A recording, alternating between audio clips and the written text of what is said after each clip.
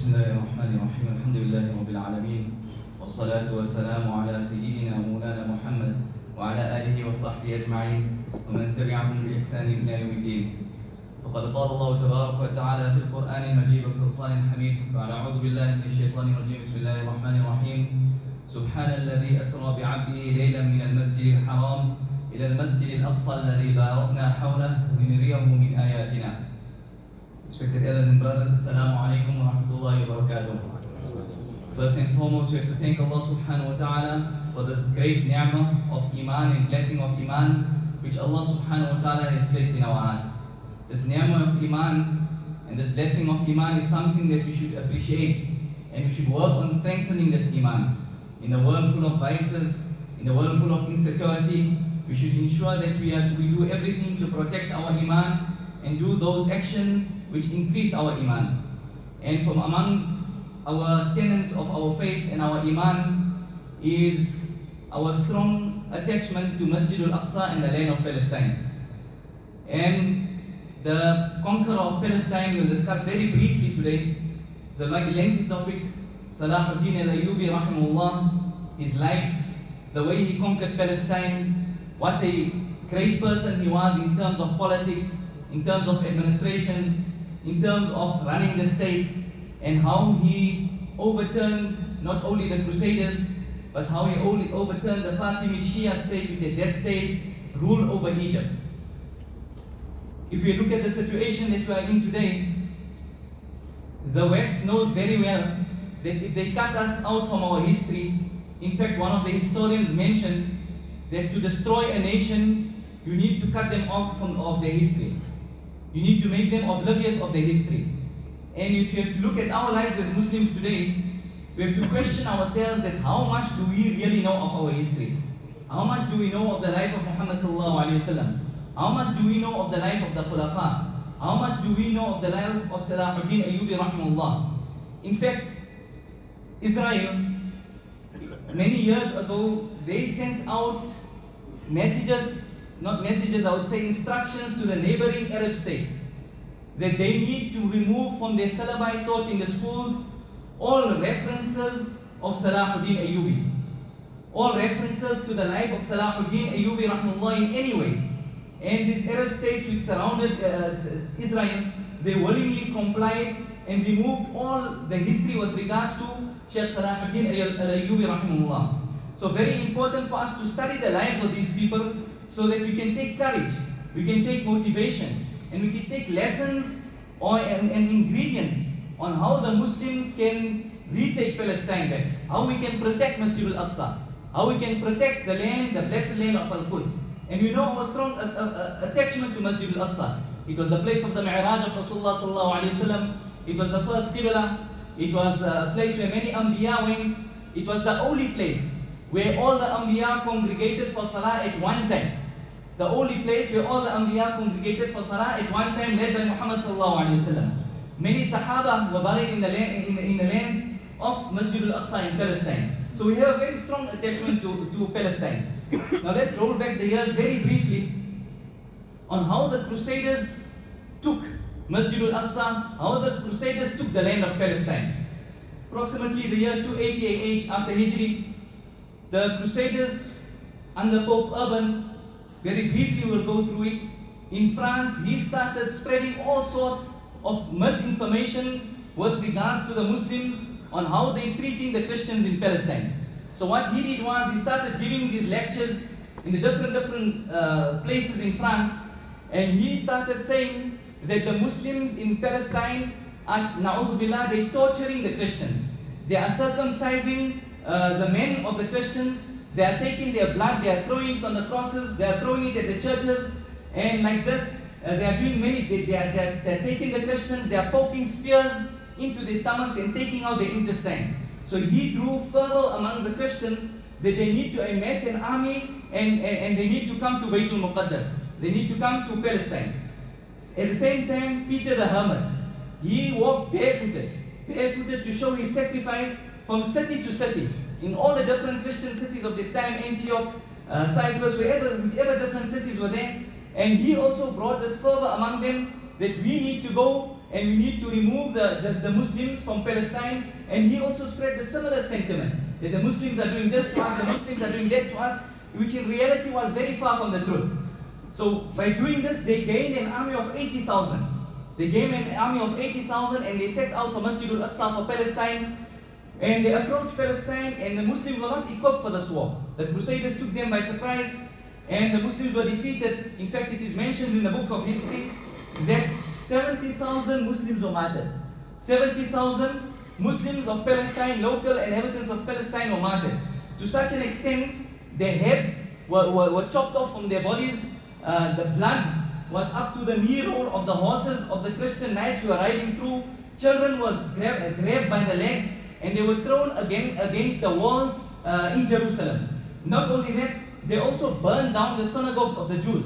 The Crusaders, when they came in, they burned down the synagogues of the Jews, and they completely overnight wiped out the Muslims and the Jews from the lands of Masjid-ud-Duha, from the lands of Palestine. So this happened approximately in the year 288. The Muslims were banished from the lands of Palestine, from Masjid-ud-Duha. They were driven into the outer regions. Salahuddin al-Ayubi rahimahullah, approximately 40 years after this, he was born in a place called Tikrit. A place called Tikrit, which is in the northern part of Iraq, northern part of Baghdad, near the Tiberias River. And he was born into a very noble family in terms of their political acumen. He was born, his father's name was Najmuddin. Najmuddin was a very famous politician in his time, and his uncle's name was Sharqah. And they also fought many battles. They were based in Tikrit. Salahuddin al-Ayubi was born into this family, and at the time of his birth, his mother narrated that when I was pregnant with Salahuddin al-Ayubi, a man came to me in the dream, and he told me that in your stomach lies a sword from the swords of Allah. In your stomach there is a sword from the swords of Allah. Anyway, there was a dispute which happened in Tikrit in Iraq, and a woman was slandered, falsely accused of committing prostitution. So the uncle of Salahuddin al-Ayubi, Sharqah, he went to the castle guard who accused this woman. He ended up in a fight with her, with the castle guard, and he killed the castle guard.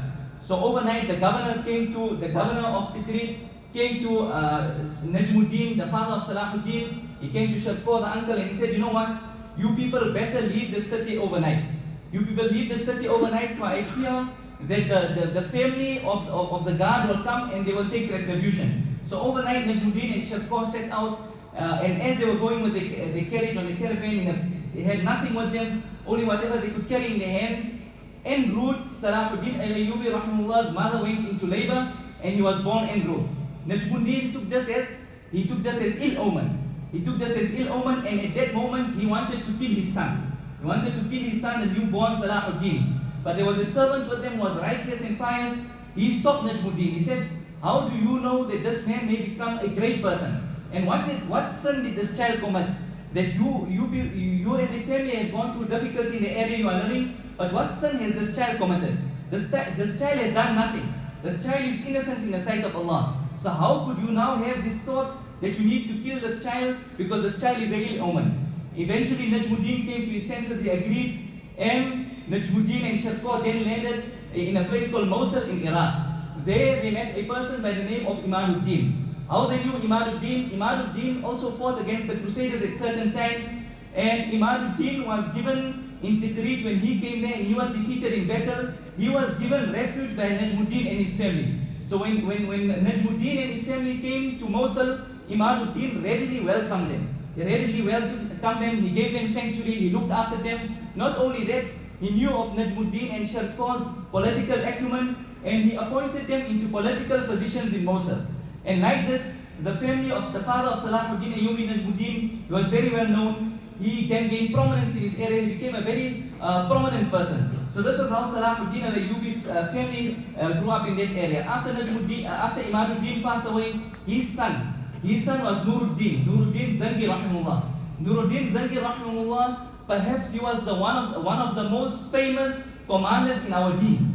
One of the most famous commanders in our deen. He was the actual mastermind behind Salahuddin rahimahullah capturing Egypt, behind capturing Syria, behind capturing many lands from the Crusaders. In fact, this is Nuruddin Zangi rahimahullah is the very person where the famous incident is that during his time, he saw Nabi sallallahu alaihi wasallam in a dream thrice. And Nabi sallallahu alaihi wasallam was telling him that you need to come to my assistance. And he went to Madinatul Munawwara with a large amount of money, and he asked that the people come to him, that the people should come to him to collect money from him. When the people come to the two people were shown to him in his dream that these two people are trying to harm me. Nabi sallallahu alaihi wasallam showed him in a dream two people who are trying to harm him. So everyone came to him, he gave out money. Nuruddin Zangi Rahimahullah asked, is there anyone who is still not here? The people replied that there are two very pious people from Morocco.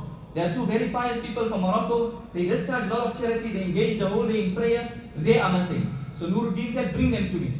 When they brought, initially they hesitated, but when they were brought before Nuruddin, the governor, Nuruddin Rahimahullah immediately noticed that these are the two people who Nabi sallallahu alaihi wasallam showed him in a dream. Nuruddin immediately went to their room and he started searching their room. He could not find anything. He lifted up the carpet and he saw that these two people were digging a tunnel. They were digging a tunnel from their house towards the grave of Nabi sallallahu alaihi wasallam. They were actually crusaders. They were actually Christians. There's guys, there's Muslims, and they were digging a tunnel to remove the body of Rasulullah sallallahu alaihi wasallam. And in the morning they would take the sand and they would go with the janazas to Jannatul Baqi, and they would throw the sand in the graves, acting as if they are participating in the funeral processions. And as they reached close to the grave, when they were digging and they reached close to the grave of Rasulullah sallallahu alaihi wasallam, lightning struck and they stopped them from going further. So this is when Nuruddin Zangi Rahimahullah dug deep trenches around the graves of Rasulullah sallallahu alaihi wasallam. He poured molten lead into the ground, and it is the very molten lead which is in the ground today which allows nobody to even go near the grave of Rasulullah sallallahu alaihi wasallam. So that is the very Nuruddin Zangi Rahimahullah who was the mastermind behind the collapse of the Crusaders and the Fatimid Shia group which was overruling Egypt. Now that is the second most important point. That Salahuddin Rahimahullah then grew up studying in Damascus. He did his hifz in Damascus. He studied under great ulama. His father ensured that he studied hadith under the great ulama of Damascus, and he grew up following his Najmuddin, following his father Najmuddin, following Sharqah, then following Imaduddin, then following his uncle Nuruddin Zangi Rahimahullah. And all this while he was studying in Damascus, he was learning how to ride horses, how to do archery, how to do different things in Damascus. And at the same time, he was a qualified Huffaz, he was a qualified alim, he became extremely learned, and this was the upbringing of Salahuddin Rahimahullah, to such an extent that now their rule started spreading into the wider Egypt, leaving out a lot of information. The wider Egypt was that time ruled by the Fatimid Shia group. Now this is very important for us to understand that the Fatimid Shia group, they had no relationship with the Ahlul Sunnah wal Jama'ah, and they did not have the interest of Islam in their hearts. They did not have the interest of Islam in their hearts. So how did the Fatimid Shia group arise? That is why it is very important for us, respected brothers, to learn our history. If you do not know our history, we will be influenced by the news. We will be influenced by certain things which are apparent, but the hidden is something else. The Fatimid Shia group was initiated and started by a person called Sa'id. Sa'id was actually a Jew. He was actually a Jew in North Africa. He disguised himself as a pious saint. And he called himself by a Muslim name, Ubaidullah. And he claimed to be from the lineage of Rasulullah sallallahu alaihi wasallam through Sayyidina Fatima radiallahu anha. And he claimed to be the next Mahdi. And he was very eloquent in his speech. However, this Fatimid Shia group, he started this group, although he was a Jew, disguised himself as a Shi'i, as a Muslim, as a Munafiq, as a hypocrite. He started this group in North Africa. And this group failed for a certain amount of years in North Africa. Then it sprung its head up in Egypt and Syria in the later years, 60 years later, under a person by the name called Jawhar al-Saqali. Jawhar al-Saqali, he was the founder of Al-Azhar University, which is in Egypt. And this was founded upon the Shi'i beliefs contrary to that of Ahlul Sunnah wal Jama'ah. And we'll come to that very shortly. And Salahuddin obviously conquered that land and then changed it. So he started Al-Azhar University, and from there they started promoting the Shi'i beliefs contrary to that of Rasulullah sallallahu alaihi wasallam. Then came Al-Qa'im. Al-Qa'im was the next leader of the Fatimid Shi'is. He started propagating the Shi'i beliefs. The few things that which he did was that he immediately changed the laws of inheritance of the Quran. he changed the laws of inheritance of the Quran. He put an end to Taraweeh Salah in Ramadan. There was no one allowed to read Taraweeh Salah. At that time, the Northern Africa and those regions were predominantly following the Maliki madhab. So anyone who was caught with the Muwatta of Imam Malik rahimahullah, they were tortured. And in fact, in the adhan of the Muslims was altered. In the adhan, Hayya al-Falah, come to success, was removed. And in the adhan of the Fatimid Shi'is, they put Hayya al-Khayr, Muhammad wal-Ali Khayr al-Bashar, that come towards goodness, and Muhammad and Ali are the best of the servants. So they changed the adhan for approximately 280 years. For approximately 280 years, the adhan of Rasulullah sallallahu alaihi wasallam was changed. In fact, Al-Ta'im led with such a hard hand and such an iron fist that in Jerusalem there was a muazzin by the name of Al-Wasiti rahimahullah. Al-Wasiti rahimahullah, when he stood up in Jerusalem to give the adhan against the Fatimid Shia dynasty, he was brought in front of the people and his tongue was cut off. His tongue was cut off because he gave the adhan of Rasulullah sallallahu alaihi wasallam. That was the one part where now they corrupted the Sunni beliefs, starting this Fatimid Shia sect. So that was on the one front. On the second front, what happened under the Fatimid Shia rule of Egypt was that the Crusaders started rearing their dominance. So the Muslims started losing land. They lost land in Greece, they lost land in all the surrounding regions. Beirut, Aleppo, all those areas which surrounded Palestine were now taken over by the Crusaders. And it was taken over the Crusaders, and the Crusaders and the Fatimid Shia group ruled, and the Ahlul Sunnah wal Jama'ah, they had absolute no rule, they were of the low class. So this is when Salahuddin al-Ayubi rahimahullah, through the mastermind of Nuruddin Zangi rahimahullah, in Damascus, although it was under Fatimid Shia dynasty, Salahuddin al-Ayubi rahimahullah worked his way up the political ladder. In the Shia dynasty, he worked his way up the political ladder to such an extent that he became the head of police of Damascus. And when he became the head of police of Damascus, he rooted out all sorts of theft, all sorts of hijacking, all sorts of stealing, and he led with compassion over the common man. So the people of Damascus, with the criminals, he dealt with a very hard hand. And with the general people, he dealt with a very soft hand. They started loving him. And he was to such an extent that the Fatimid Shia Khalif was forced to appoint Salahuddin al-Ayubi rahimahullah as his secretary, as his next in charge. Although he was only 31 years old at that time, he gained so much prominence in the people that he was appointed as the second in charge under the Fatimid Shia Khalif. The Fatimid Shia Khalif passed away for a short while. Asaduddin was then in charge. And then over a period of time, Salahuddin rahimahullah, Nuruddin Zangi then took over charge, and then Salahuddin rahimahullah, he was then placed in charge. When Salahuddin Ayubi rahimahullah came in charge, the first few things that Salahuddin Ayubi rahimahullah, he knew that there was two things that he needed to do in order to gain Baytul Muqaddas. Number one, he needed to root out the Shi'i, the Fatimid Shi'is. And number two, he needed to take out the Crusaders. But Salahuddin knew very well that he could not take out the Crusaders without first taking out the internal munafiqeen, without first taking out the internal hypocrites. So on the people of Egypt, he used a two-pronged approach. Number one was on those who opposed him, those who stood up against him, those who had any contrary beliefs to that of Muhammad sallallahu alaihi wasallam. He dealt with them very severely. And number two was the general masses. He dealt with them with such kindness and compassion that the people fell in love with him. In fact, it is mentioned with Salahuddin Ayubi rahimahullah that whatever wealth he had, he spent it on the local people. He spent it on the local people and he kept nothing for himself. So this is how Salahuddin Ayubi rahimahullah gained prominence. One of the first few things that he did was that he tried to unite the Muslim countries around. And to take out the Fatimid Shia beliefs, the corrupted beliefs, he started dismissing all their teachers from Al-Azhar University. He removed the Fatimid Shia judges, he replaced Sunni judges, he removed them from military, he removed them from police, he removed them from influential positions. And at that time they would celebrate many different things. Nehru's was a festival of the Fatimid Shi'is where they would come, there was promiscuity, there was music, there was dancing, there was prostitution. Salahuddin Ayubi rahimahullah, when he came in charge, he immediately stopped the Nehru's festival.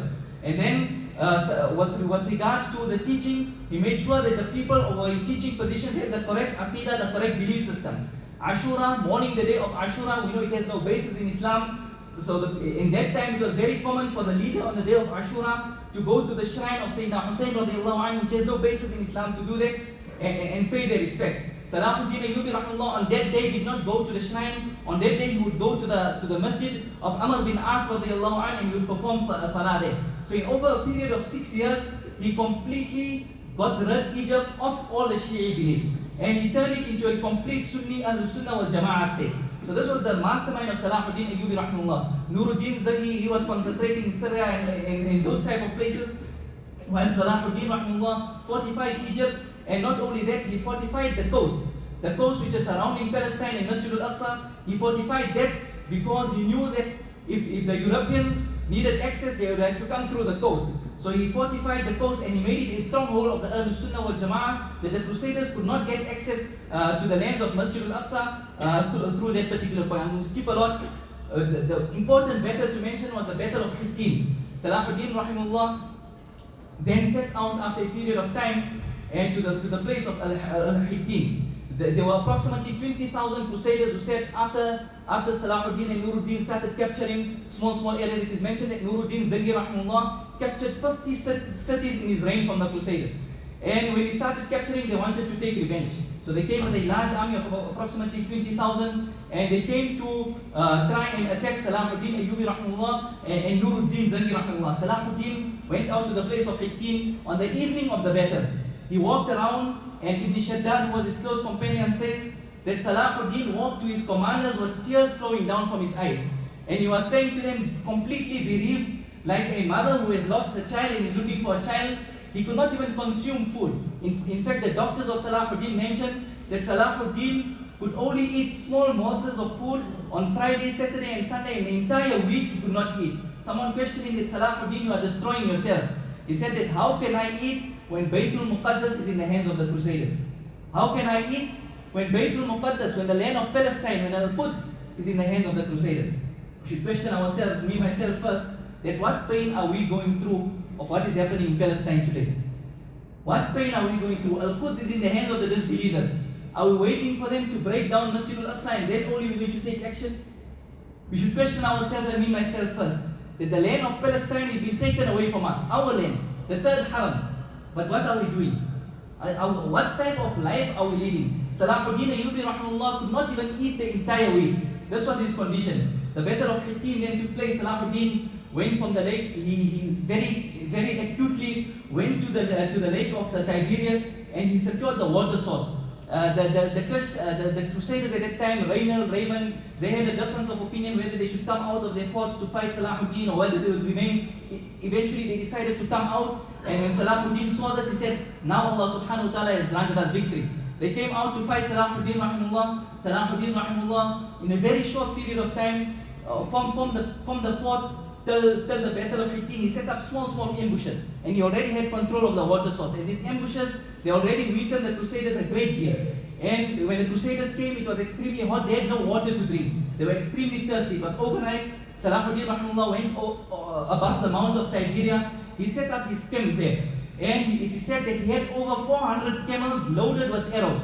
When the Christians woke up in the morning, the Crusaders, they saw that they had been surrounded by all sides, from the top of the mountain, by Salahuddin Ayubi rahimahullah. Salahuddin Ayubi rahimahullah, his army then took action, and they defeated the Crusaders at that time. This was the heaviest defeat that the Crusaders suffered. In fact, the historians mention that after Khalid bin Walid radiallahu anhu's defeat of the Romans in Yarmouk, this was the second biggest victory of the Muslims. This was the second biggest victory of the Muslims, the Battle of Hittin. So this is how the mastermind Salahuddin Ayubi rahimahullah won over Hittin, and then he went over to Jerusalem. In Jerusalem, very similar, for 5 days. For 5 days continuously, he walked around the place of Al-Aqsa of Jerusalem to decide which area to attack from. And then from the place where the Zionist church is currently, Salahuddin Ayubi rahimahullah launched an attack from there. He had all the different military equipment with him, grenades, etc., to blow up the walls. He had masterminds who would dig and collapse the walls, to such an extent when the Christians saw that Salahuddin al-Ayubi rahimahullah is now entering into Baytul Muqaddas, they surrendered. They came to Salahuddin Ayubi rahimahullah. They told, oh Salahuddin, spare us. And what led to the Battle of Hittin was that the Christian generals, they all went against peace treaties with Salahuddin rahimahullah, signed with them. And when they went against these peace treaties, Salahuddin took up battle with them. So anyway, they then came, Salahuddin rahimahullah entered into Baytul Muqaddas in the exact same way Sayyidina Umar radiallahu anh entered into Baytul Muqaddas on the 27th of Rajab on the exact same day. And his compassion to the locals was so much that the prisoners and the people of the Crusaders, upon giving 10 dinars, which was a very little amount, they were released. The woman was 5 dinars, the youth amongst them were 4 dinars, and the children 1 dinar they gave, and they were released. In fact, those people who did not have money, Salahuddin rahimahullah released them without paying anything. In those Christians who did not have money to pay ransom, he released them without giving anything. And it is also mentioned in the books of history that those Crusader knights who lost their lives in that battle, those Crusader knights, Salahuddin rahimahullah from his own pocket sent money for their families, sent money for the orphans from amongst them, and for their wives who were still alive. So this was the legacy of Salahuddin Ayubi rahimahullah. He then passed away at the age of 57, and it is mentioned, and this is something which is very thought-provoking. Salahuddin passed away a beautiful death. People were sitting on his side reading Quran. Many days he was unconscious. But when you recite the ayah, Wallahu alladhi la ilaha illa hu alimul ghaybi wa shahada, that is Allah, there is no God but He is the one who knows the seen and the unseen. Salahuddin rahimahullah would open his eyes and he would say, I testify to that. And when the next ayah of the Quran was read, فَإِن تَوَلَّوْا فَقُلْ حَسْبِيَ اللَّهُ لَا إِلَهَ إِلَّهُ تَوَكَّلْتُ. Have your tawakkul on Allah, have your conviction of Allah. Salahuddin rahimahullah smiled and he passed away at that. It is mentioned that he was such a great commander, the entire North Africa was under his command, majority of Europe, majority of Asia, Baytul Muqaddas, all that was under his command. And at the time that he passed away, what did he have in his account? He had 1 dinar and 47 dirhams. It is mentioned that Salahuddin did not have enough money to pay zakat. He had no possessions, he had no house, he had no wealth, he had no farms, he had nothing to support him. And this was the conqueror of Baytul Muqaddas. This was the conqueror of Palestine. So in here lies our ingredients. How are we going to get Palestine back? Brothers, we have to be ready to give our lives. If the time comes, and the time looks like it is coming. In fact, if not, it's already there. We have to be ready to sacrifice our lives. We have to be ready to rekindle the spirit of jihad. We have to be ready to give our lives, our wealth, for the freedom of our Palestinian brothers and sisters. What atrocities and conditions they are going through in Palestine. We cannot be sitting comfortably when this is happening. It is mentioned with regards to the Haramain, Makkah and Medina. Allah subhanahu wa ta'ala has himself taken oath to protect these lands. But with regards to Baytul Muqaddas, as was recited in the beginning verses, Baytul Muqaddas will only come in the Muslim hands when the spirituality of the Muslims increases.